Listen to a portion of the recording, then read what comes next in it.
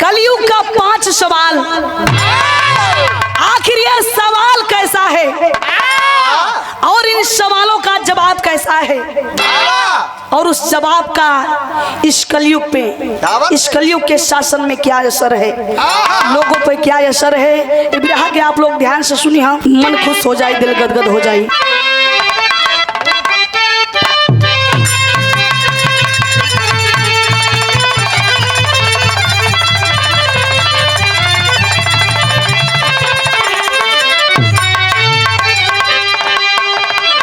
किसी को न छोड़ा है कलयुगी का पहरा, सभी को है ये अपने बस में ये बसाया।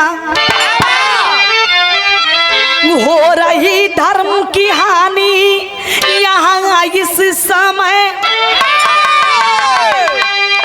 पापी ही आज संतों का सम्मान पाया। सुनाऊं कहानी मैं कलयुग की यारों, अब बनकर व्यापारी अश्व लेकर के आया। तो सतगुरु स्वामी बता दो ये युग कैसा है ये, भाई भाई ये भाई पे खंजरी चलाया।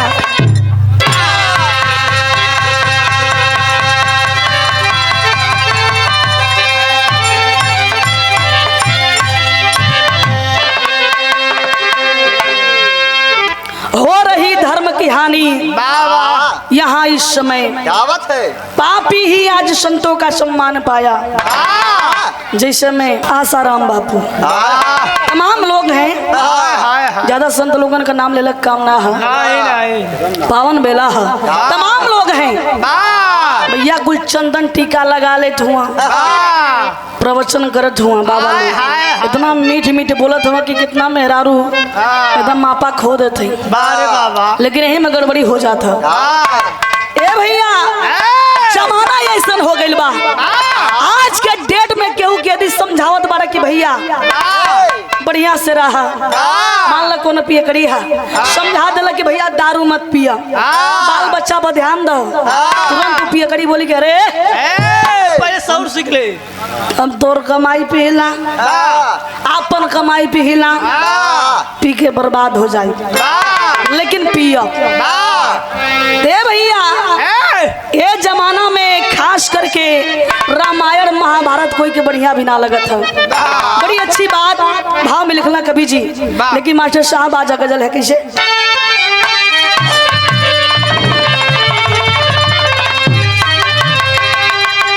हाय देखा कोनो लड़का कोनो लड़की के दिल दे दिल बा, मासूका मान बैठल बा, लेकिन वो लड़किया है भैया वो लड़कवा के भाव ना देत बा, खाली करेजा बा घाव देत बा, लेकिन लड़का वो इतना थेथर रहे, इतना वो लतीहर रहे, जब वो लड़का वो लड़की के दुआरे से गुजरे भैया जाके दुआरे पर 5 मिनट 10 मिनट खड़ा होके टुकुर टुकुर देखे, कब फलनिया हमारा आई, एक नजर देखा, तब हम आगे बढ़ब। एक दिन ये भैया वो लड़की देखला कहला कि आज के हम बता दे, आज बता दे कि हम ही का चीज। लड़की आई कहला कि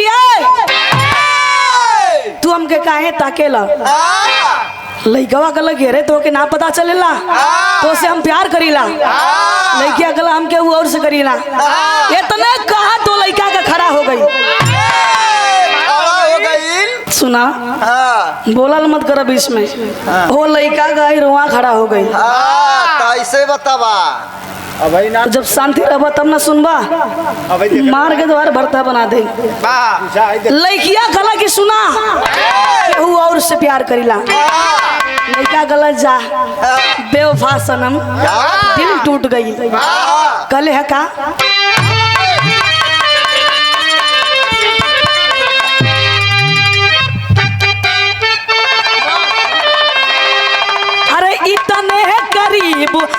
आके दगा दे गई मुझे।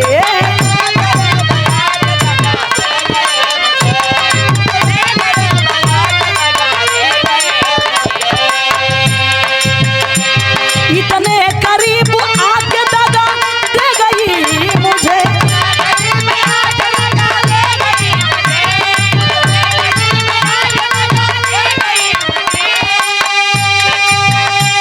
मैं बुझ रहा था आके हवा दे गई मुझे।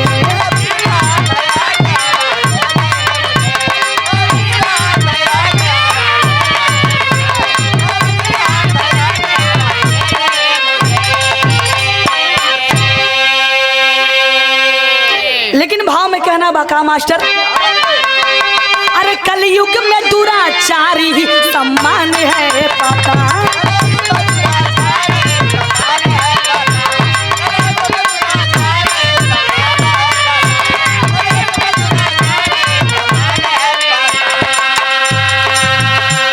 कलयुग में दुराचारी ही सम्मान है पाता।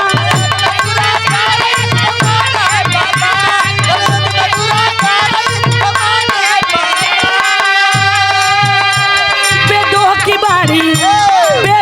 बारी अब कहाँ किसी के मन भाता।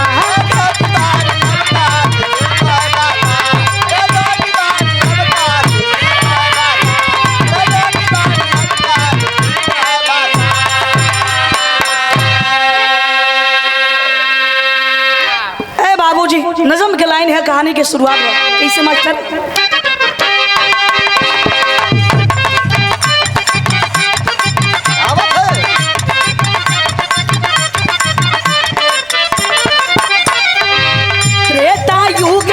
द्वापर जब सवार हुआ, त्रेता युग बीता द्वापर जब सवार हुआ, व्यापारी बन करके कलयुग तब तैयार हुआ।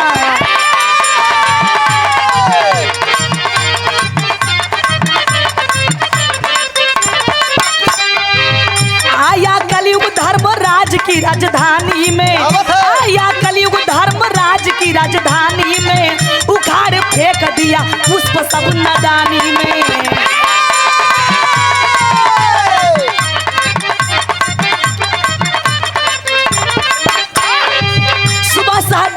जब फूल लाने आए हैं, सुबह सादेव जी जब फूल लाने आए हैं, उजड़ी बाग देखी मन ही मन गुर्राए हैं।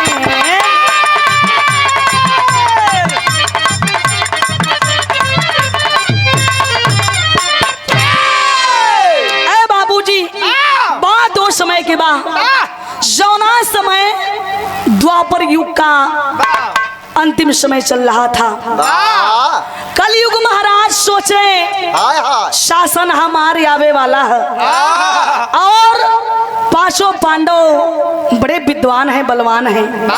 मेरे मन में 5 सवाल है। ये सवाल इधर उधर का नहीं, मेरे आने वाले शासन से जुड़ा हुआ सवाल है। तो मैं क्यों न चलूं, द्वापर का भ्रमण करूं और 5 पांडवों से मिल करके मैं 5 सवाल करूं। ऐ बाबूजी, कलयुग महाराज व्यापारी का भेष बनौलन, व्यापारी का भेष बनाए के अपना शक्ति से 5 गो घोड़ा तैयार किया।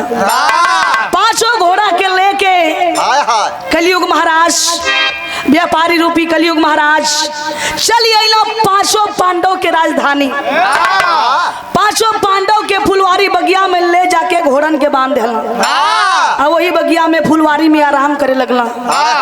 इधर देखे 5 पांडवों में सबसे बड़े भैया युधिष्ठिर महाराज, भोर का बेला है, पूजा करे के है। सहदेव के बोला कला, सहदेव जा भैया फुलवारी से फूल लेके आवा, आज का दिन बड़ा खास है, हमके पूजा करे के है। सहदेव चल हुआ फुलवारी में। ये भैया जब सहदेव फुलवारी में अलन, आ फुलवारी के दशा के देखला, गुस्सा में लाल हो गईला। मास्टर साहब गीत लगल, भाव प्याजा।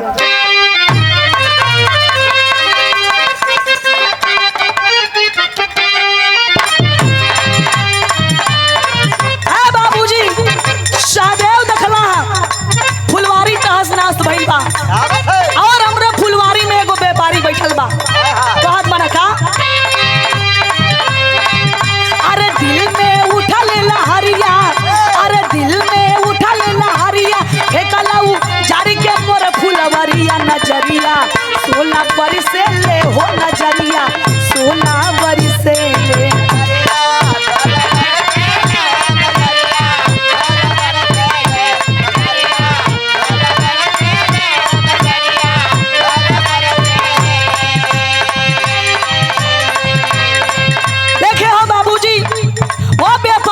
पूछत बड़ा सहदेव तू क्या हुआ, तू कहाँ से आयल बड़ा और तुहार इतनी हिम्मत की आई अपन 5 घोड़ा हमरे फुलवारी में बांध देला चरे बदे। घोड़ा फुलवारी के चढ़ के जियान कर दिले हवा, तहस नहस कर दिले हवा। लेकिन देखा व्यापारी रूपी कलयुग महाराज हाथ जोड़ के सहदेव से माफी मांगता ना का आ कलयुग राजा कहता ने माना मोरी बतिया।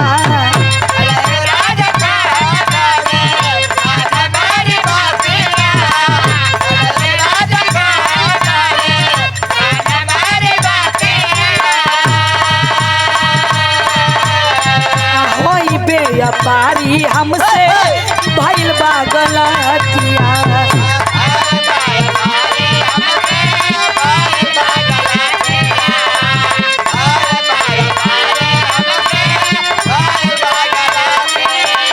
अरे पागल तू दूर चरिया, अरे पागल तू दूर चरिया, घोड़ा पध के आऊ दुवरिया नजरिया 16 पर से ले हो नजरिया 16 पर से ले।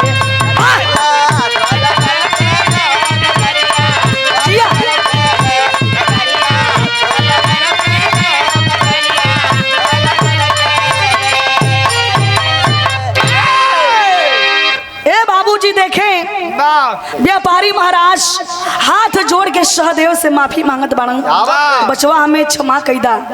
हम ना जलनी पुरनिया आदमी कड़क धूप से अली हम काल और देखली तोर फुलवारी बगिया ए बगिया में हम आके आराम करे लगली घोड़ा हमार चढ़ गईला हमें क्षमा कैदा। लेकिन सहदेव कहला कि सुना तो के माफी ना मिली तो के सजा मिली सजा। आज तो के सजा हमार बड़का भैया दी हम तोर एगो घोड़ा हम लेके जाई। जब इतनी बतिया सुनना है कलयुग महाराज कहला कि आई देखा पुरनिया देख के यही था कहला कि ए बाबू सुना सुन एक गुना है बल्कि 5 घोड़वा लेके चल जा 1 2 3 4 5 ये 5 घोड़ा लेके चल जा। लेकिन तारा से हम एगो सवाल करब हमरे सवाल का जवाब दे दी है ओकरे बाद सहदेव के कुछ बुझाइल ना कहला कि देखा आई बुढ़वा सठिया गएला हमसे सवाल करी कहला कि बुढ़ऊ ठीक है पूछा सवाल तू करा जवाब देई तो के घर लेके जाके सजा भी दिवाई तार घोड़ो भी ले। ए भैया कलयुग महाराज सवाल करे लगल कैसे मास्टर गीत लगल आजा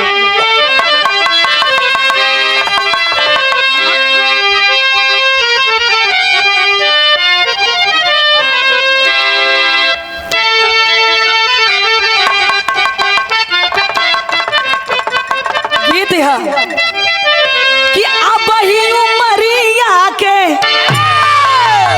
अरे या बही उमरिया के हाई छोटा गोरिया हाई छोटा गोरिया तो काहे रंगले बारू लाल लाल ओठ गोरिया।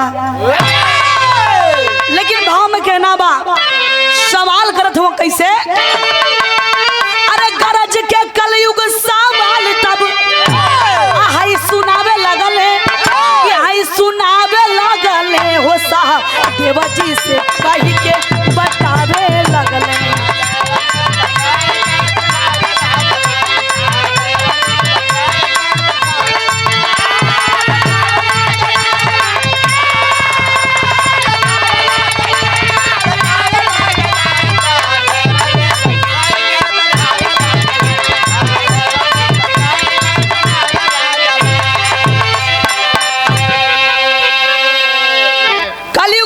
सवाल करत हुआ ध्यान से सुना का कि देखली एगो खेत रहल अरे गेहूं का हरियारी अब पीछवा से डार गईल गेहुआ के चरी।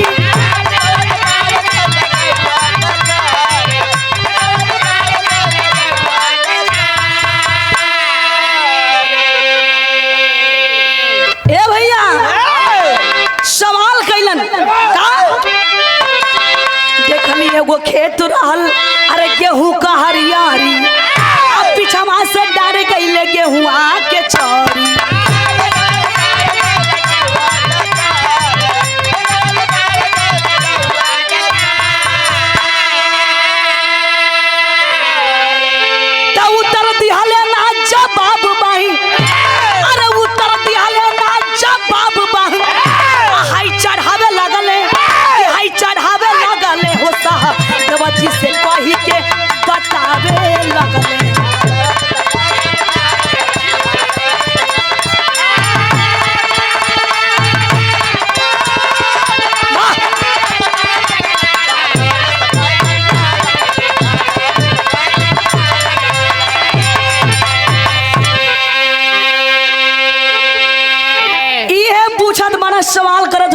सहदेव सुना एगो हरा भरा खेत रहल, वाह बड़ा बढ़िया हरियर कचनारो खेत में गेहूं लागल रहे, वाह लेकिन वो खेतवा के बगलिया वाला जोन खेतवा रहे अगर बीच के जोन डांड रहे डांडवा गेहुआ के चोर गई। हम यही का उत्तर दे दा, एकर मतलब का भैल।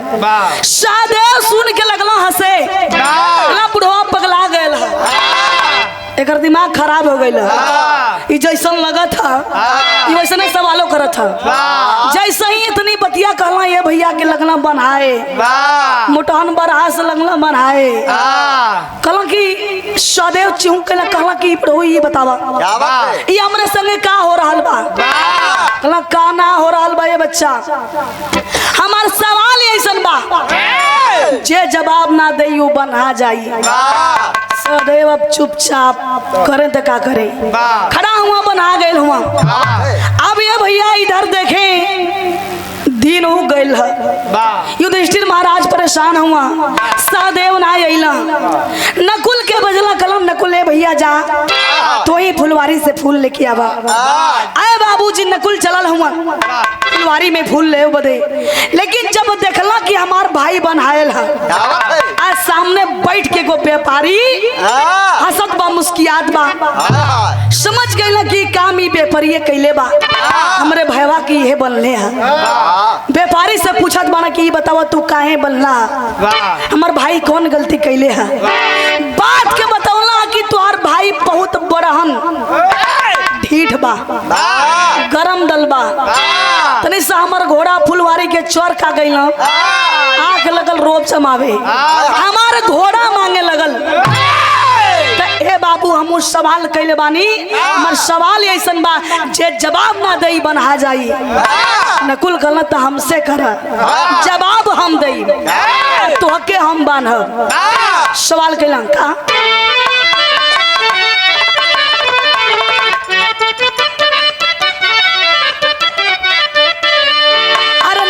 जी चलले भाई के खोजे, अरे नकुल जी चलले भाई के खोजे, कलयुग किया सवाल दूध बचिया का पिए माई माई माई। देखे हो बाबूजी यह सवाल वो नकुल से कैला कि ये नकुल एगो गाय बड़ी नीमन बाछी बियाइल रहे, लेकिन तनकी ही देर में वो गैया अपने बछिया का दूधवा पिए लागल। यही का उत्तर दे दा, ये सवाल बा। नकुल सुन के एकदम बहुत चक्का हो गई, कहला कि बाप रे बाप ही कितना उल्टा पुल्टा सवाल करत है, जरूर ऐसे सवाल कही कि हमारे भाई के ई बनले है। जैसे ही बतिया कहला कि वैसे ही नकुल भी बनायल चालू हो गई, यानी नकुल भी सहदेव के बगल में खिंचा के बनाए गई। अब ये भैया इधर देखें दोपहर का समय हो गई, पूजा में विलंब हो गई, पूजा का समय निकल गया।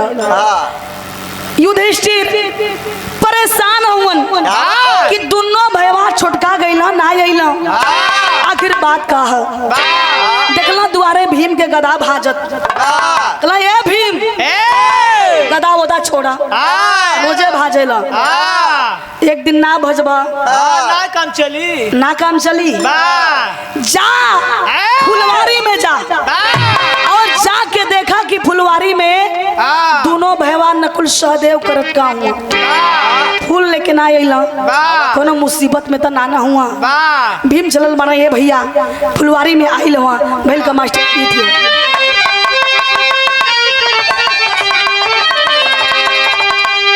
फुलवारी में भैया आइल हुआ, भैल का लाइन है कैसे, कलयुग कहले तब भीम से निस्या नियरा यावना, कलयुग कहले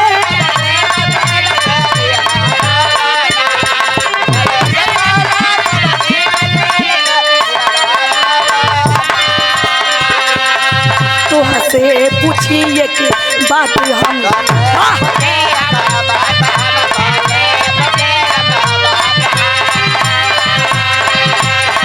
हमारा के बतावाना, कलयुग कहले तब भीम से नियरा यावना।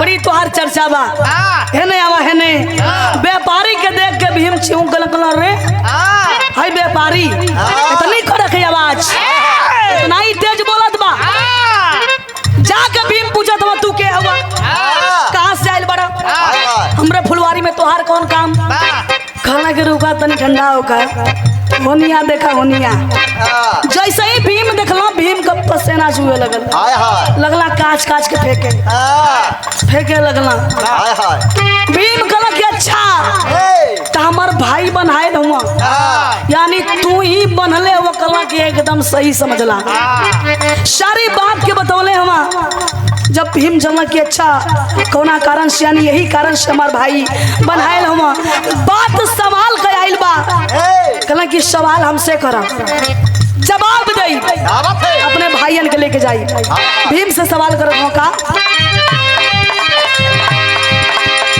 देखली ये गोदरी श्याम ओकर मतलब न जानी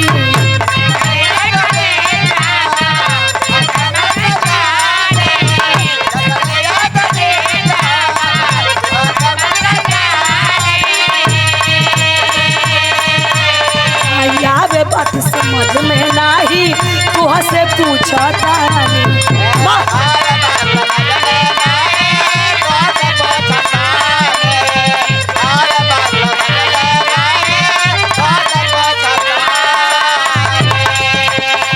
एगो भैंसा रहल नादबा आगे पीछे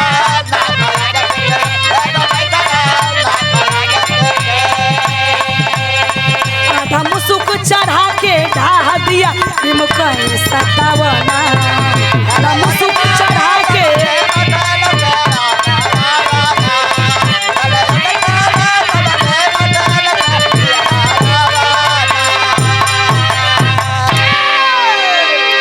बाबूजी देखे यह सवाल कहला कि भीम सुना ना 5 गो सवाल मन में है तीसरा सवाल करे जात हो तीसरा व्यक्ति से तीसरा भाई से सवाल कहला कि एगो भैंसा रहल वो भैंसवा के एगो नाथ पिछो नाथ ये बताओ कि भैंसा मुँह से खाई कि गाड़ी से पीछे से देखला बोल दला फुहर देखा जैसे गोबर लेखा सकल बा ऐसे ही गोबर लेखा बोलेला आज के दिन तू नहीं है बोला तो बढ़िया समझा मूड बड़ी गर्म होत है खोपड़ी गर्म होती है मारा माइक उठाएंगे वे काम माइक नहीं करते लवे खाली जान लेवा आर पार कर दे समझ में आ जाए इनके ए भैया की बतावा कि मुँह से खाई कि पीछे से खाई भीम सुन के हंसे लगना कहना कि क्या कर रहे हैं या आप मजाक कर रहे हैं अरे ऐसा कहाँ होता है कहना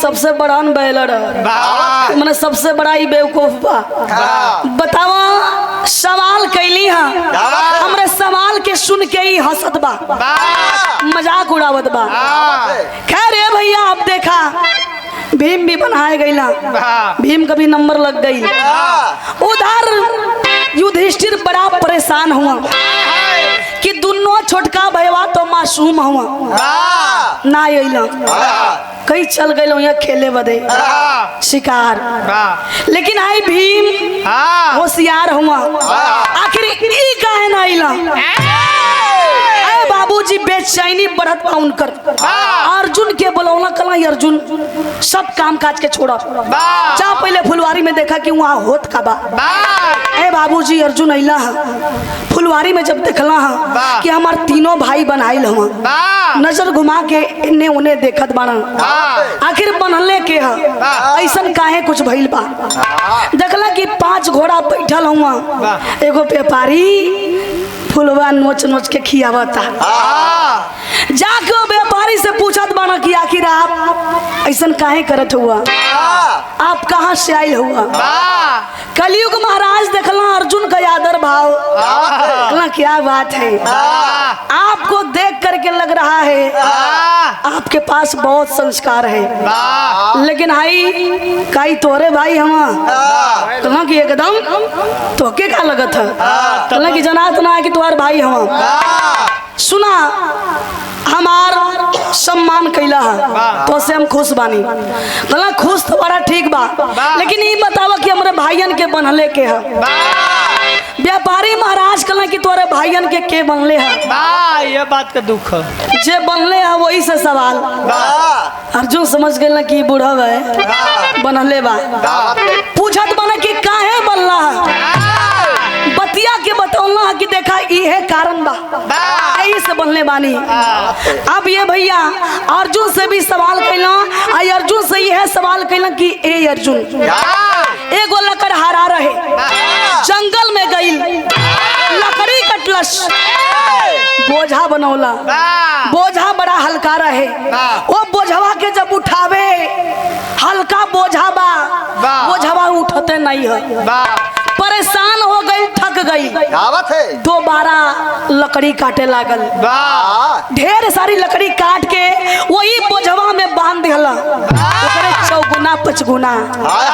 हमके बस ये बता दा कि जब उससे हल्का बोझा ना उठल तो भारी बोझा काहे बनलस, का जरूरत रहे। अर्जुन के लगल कि एकदम एकर जवाब आसान है।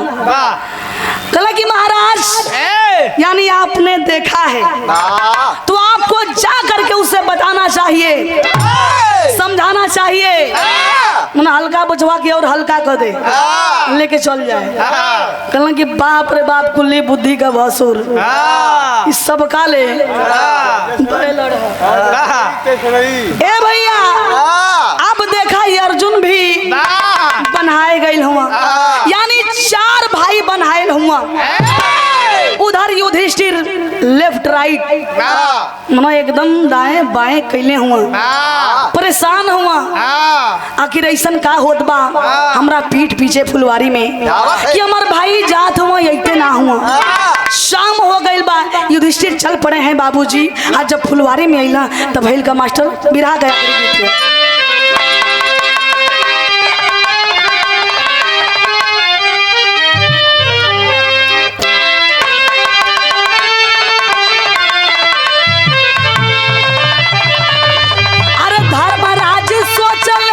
बाबू अरे यही लेना चारों भैया,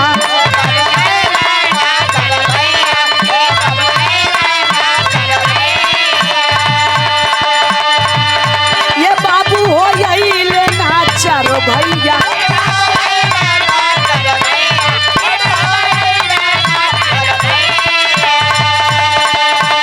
तेरा वहां में देखा नहीं है बाबू, तेरा वहां में देखा नहीं है बाबू, का सैया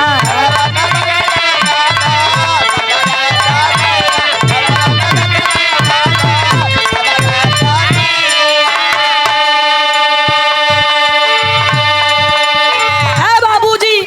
युधिष्ठिर अइलन, चारों भाइयन के बनायल देखले हुन, समझ गए हम, सारा माजरा समझ गए हम। और व्यापारी से पूछ रहा बाना आपने बाधा क्यों है, हमारे भाइयों ने आपके सवाल का जवाब नहीं दिया है, हमसे सवाल करिए, मैं दावा ठोक के कह रहा हूँ, मैं जवाब दूंगा, भाइयों को लेके जाऊंगा, और आप कौन है ये भी बताऊंगा। कि अच्छा ही बात है, सुना सवाल करत है, इनसे बड़ा सवाल करत ऐसा। अरे देखा ली कुमनवा ये राजा, ये गो होगा गरिया,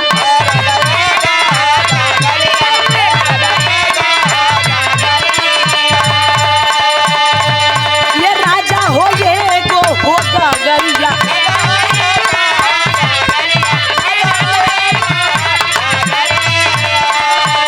एगो भरला 7 गो गगरिया, एगो भरला 7 गो गगरिया, ऊ भरला गगरिया।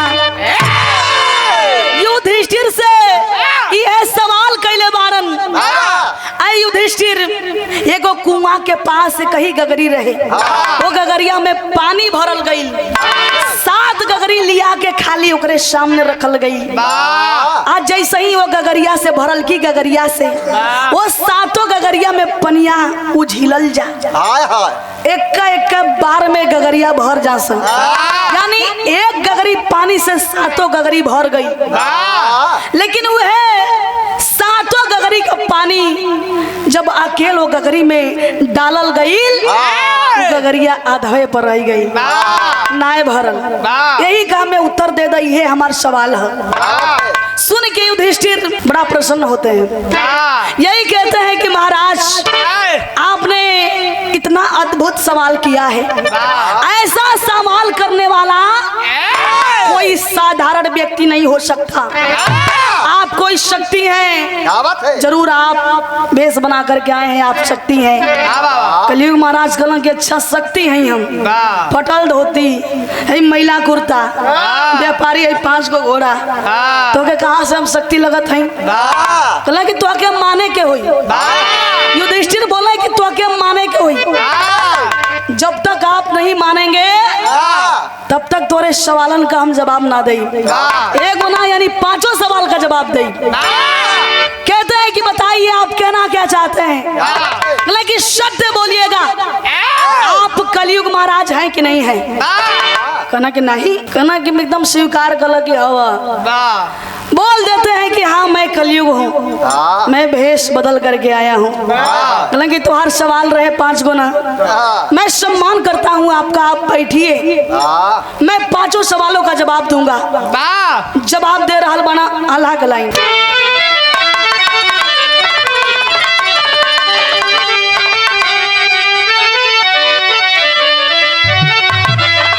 अरे प्रश्न का जवाब धर्म राजा जी बतावे हो लगले।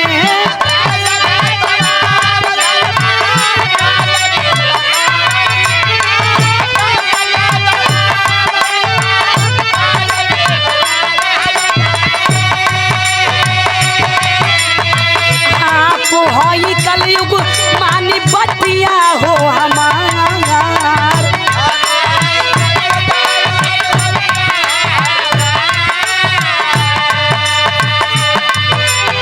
युधिष्ठिर कहत बाना कि महाराज, हे कलयुग महाराज, सम्मान है, आपका स्वागत है, आप मेरे नगरी में आए, राजधानी में आए, आपका पहला सवाल सहदेव से यही था ना? जवाब सुनिए क्या? पहला सवाल गेहूं डार वाली बतिया साहब।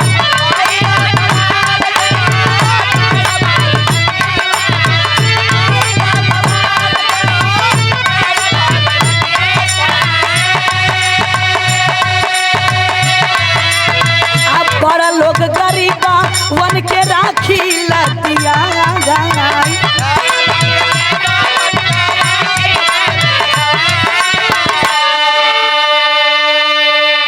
युधिष्ठिर बताते हैं, हे कलयुग महाराज, आपके आवे वाला शासन में पहला काम ये होई कि अमीर आदमी, पूंजीपति आदमी गरीब आदमी के बड़ा सतैया पाँव का जूती समझे हैं। आपके शासन में ही पहला काम हुई, गरीब का झोली खाली, अमीर भर के बोरा के लिए कुंडा हो जाई हैं। हालांकि एकदम सत्य है, मेरे शासन में पहला काम यही होगा, गरीब सताए जाएंगे। बारे महाराज कैसन आपका शासन हुई? दूसर का सुनी। अरे दूसरा समाल गाया बछिया का पिए हो दूधवा।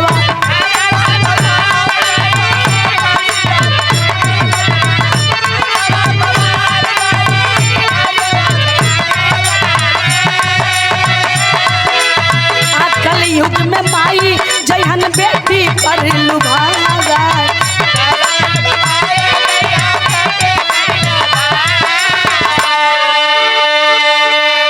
कालन की है महाराज, दूसर का सवाल रुमा जो नकुल से कैली है, गैया अपने बछिया का दूधवा पिए लागल।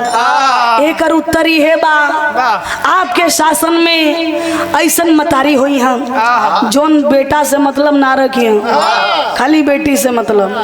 अगर बेटा से झगड़ा हो गया तो कहीं हाँ जाए पुता जा जर जा उखड़ जा माटी हो जा। हमार लड़की है ना, सावधान होके दे। हाँ हो देखा क्लियर कह देना, इनके संगे धोखा भयल है।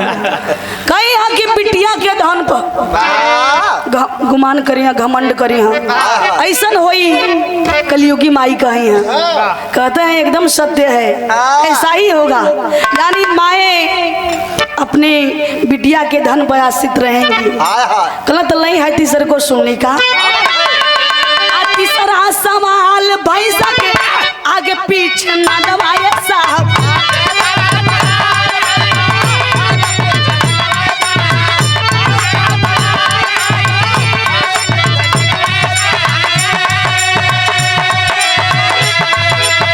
गाँव के पाराधान दी है झगड़ा हो लगा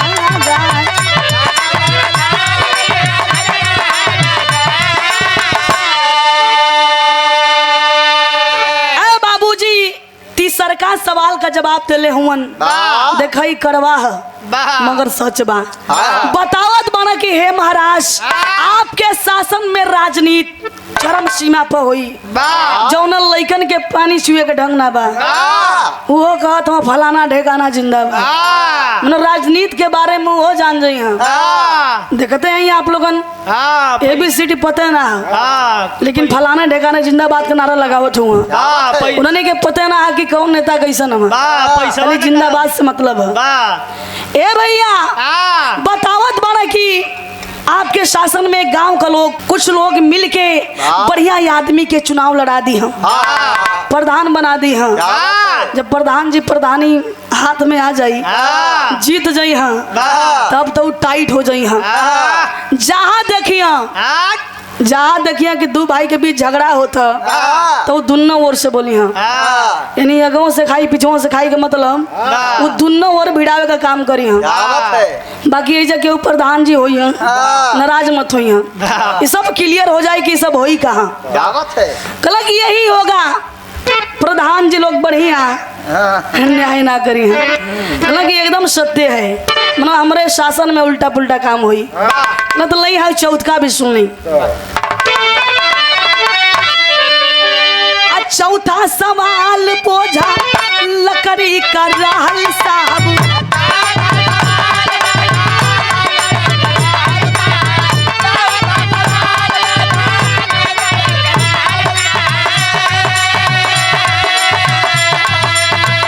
कलयुग में कर्जा दारी कर्जा से दबाना जाए।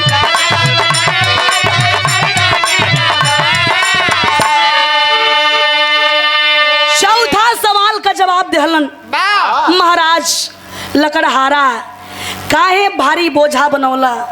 तो सुनिए ध्यान से। देखिए आपके शासन में ही हुई गरीब आदमी कर्जा ले लेके परेशान हो जाई हम।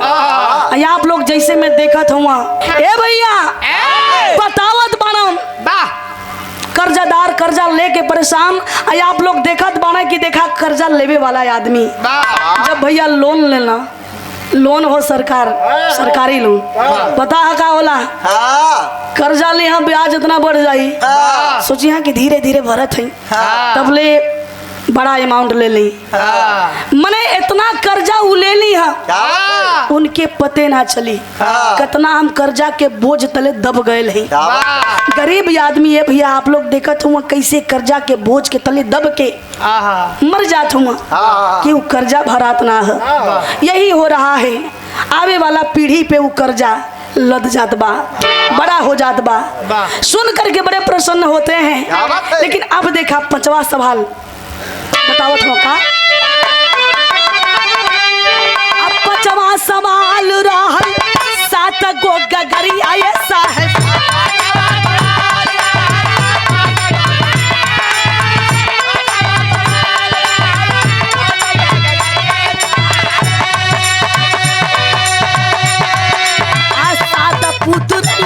लेकिन बाप भी लखाना गया।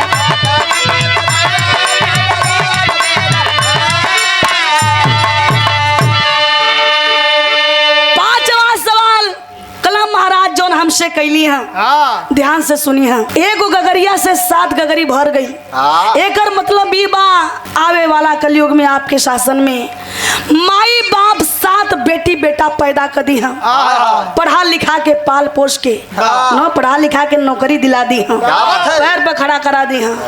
लेकिन वो लड़का लड़की जब नौकरी पा जात हुआ, माई बाबू दुआरे खोखत हुआ, बाबू का खांसी आराम ना होत बा, लड़का कुल कहत हुआ कि बाक बाबूजी जब देखा तब खाली खोखबे करेला, तनी से 2-4 गो संगी आ जाई हा लगबा थूके, हमारा कफ थूके लगबा।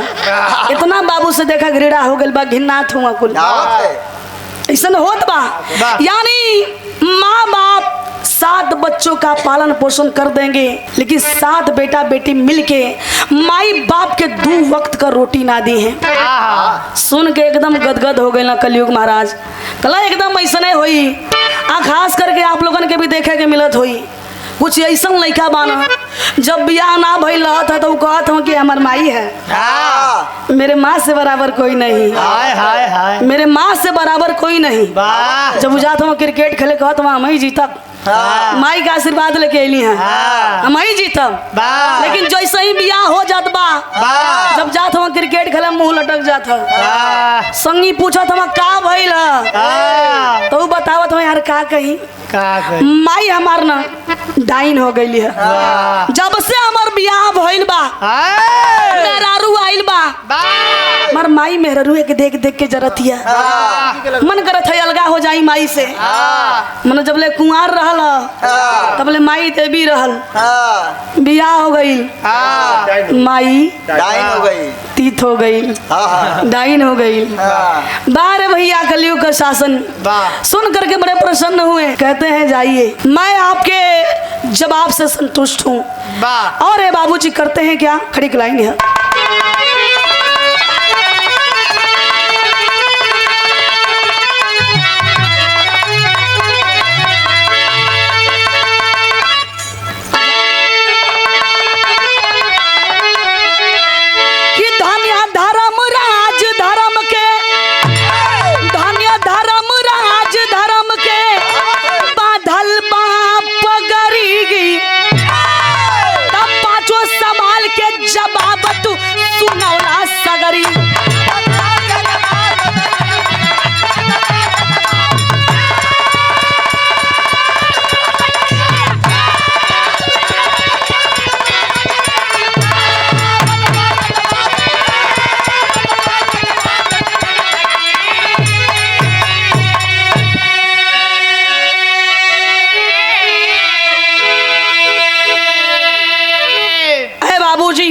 कलयुग महाराज अपन पगड़ी उतरलन, युधिष्ठिर के माथे पगड़ी के बांध देला, लीजिए आप इसके हकदार हैं। अंतर ध्यान हो जाते हैं इतना कह करके, क्या कही के अंतर ध्यान भइले कलयुग राजनमा, धर्म राज छोड़वले आपन चारों हो बीरनमा। चढ़ल बा कलयुग के पहरा आज हो खट बांगा नगरी, तब 5 सवाल के जवाब तू सुनौला सगरी।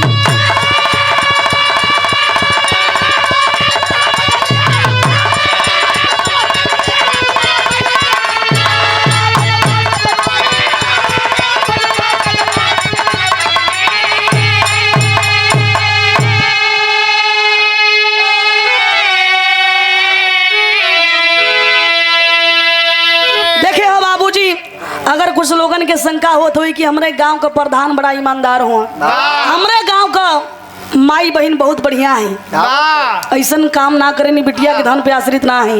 हमरे गांव का कर्जा देवे वाला आदमी बहुत बढ़िया हुआ, कबो चढ़ाई ना करे ना, गरीब के ना सतावे ना। वाह वाह वाह, क्या बात है, जय हो। ये आप लोगन का प्यार दुलारता है, कतनो हमने के दुख में रही ना जा घरे भागल आवे जा, पूरा हम एकदम दोहरावती हैं। देखिए बस पुरस्कार है, बहुत बहुत धन्यवाद, प्रणाम भाई, आशीर्वाद के कामना है।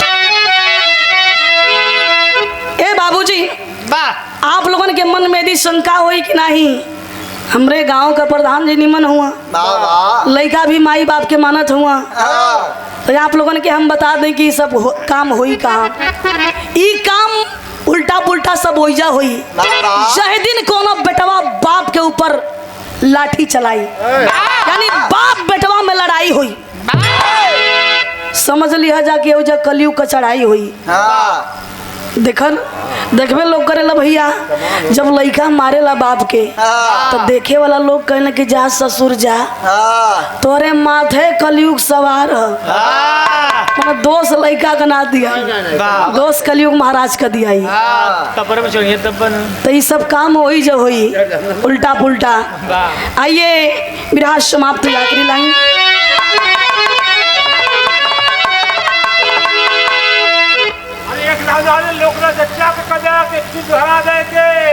आजा भैया वाह क्या बात है देखिए यही तो प्यार है लोकनाथ चचा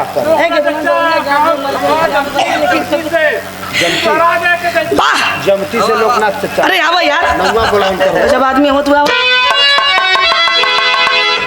अरे चढ़ल बा कल युग के पहरा अरे चढ़ल बा कल युग के पहरा आज हो खतबा नगर ही अब पांचों सवाल के जवाब तू सुनावला सगरी या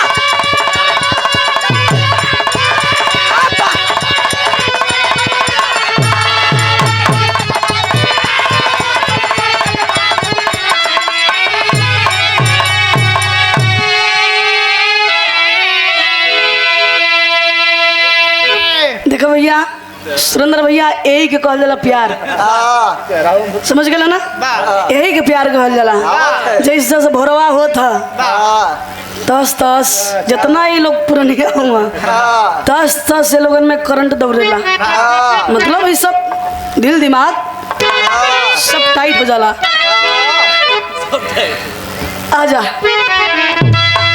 गुरु बिहारी गुरु गणेश गुरु रामलाल गुरुकारी स्वर्ग बसे कवि चंद्रिका जी बच्चन जी बने पुजारी अरे नकुल जी चलले भाई के खोजे अरे नकुल जी चलले भाई के खोजे